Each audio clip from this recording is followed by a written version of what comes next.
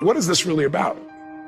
Ultimately, if you're gonna have lasting change in anything, you're really talking about just raising your standards. I mean, I always tell people, if you wanna know how to change your life, I give it to you in 3 words, boring as it sounds: raise your standards. And what does that mean? Corny as it sounds, raise your standards. Oh, thank you for the breakthrough thought, Tony. I'm glad I wasted my time watching this little email with you. But think about it. Lasting change is different than a goal. You don't always get your goals, but you always get your standards. Maybe it would help you is to think about it this way. I try to explain standards to people with a different set of words. Think of it as everybody in life gets their musts. They don't get their shoulds. Right? Think about it. Most people have a list of shoulds, don't they? Don't you have a list of the shoulds, things you should do, you should follow through on? I should lose some weight, I should work out more, I should make more calls, I should respond more rapidly to my email, whatever, you know? I should get into the office earlier, I should be, more confident, whatever your should list is. People love to have their should list be met, but it's kind of like New Year's resolutions.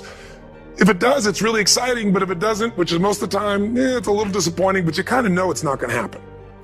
But when you decide something is a must for you, an absolute must, when you cut off any possible, you say, I'm going to find the way or I'm going to make the way. Human beings, when they resolve things, when they make a real resolution inside themselves, which is they raise the standard and they make it a must, they find the way. Think about it in your own life. Haven't you had some area of your life where you raise your standard and your life has never been the same? Maybe at one time in your life you smoked cigarettes, or you did something and you did it for years and you kept trying to change it and kept telling yourself I should. And then one day something happened. Something just clicked you over. Something took you over that kind of tipping point.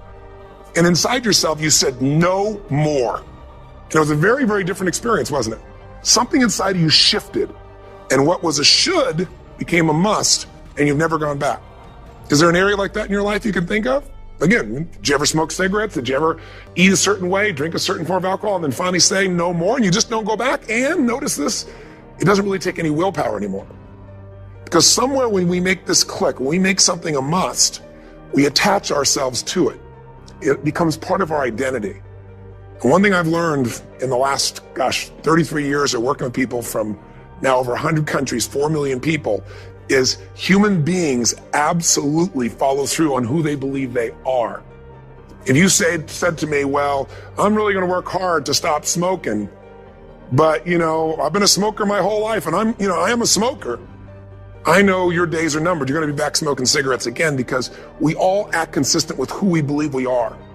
I tell people the strongest force in the whole human personality is this need to stay consistent with how we define ourselves. If you define yourself as somebody who is really conservative, you're not going to be crazy and act nuts unless you're really drunk or something, and then you can say it's the alcohol, when it's really just you finally getting permission to be yourself. The alcohol is your excuse. If you're a really crazy person, you act crazy, outrageous, playful. You don't act conservative because that's not who you are. Very often people say, well, I can't do that. I'm not that kind of person. And I always say to people, really, when did you define yourself? I mean, really, how many years ago did you come up with what you could and couldn't do in your life? How many years ago? Most people, if they really look at how they're living their life today, it's based on a set of standards, a set of beliefs that they made choices about 10, 20, 30 or more years ago.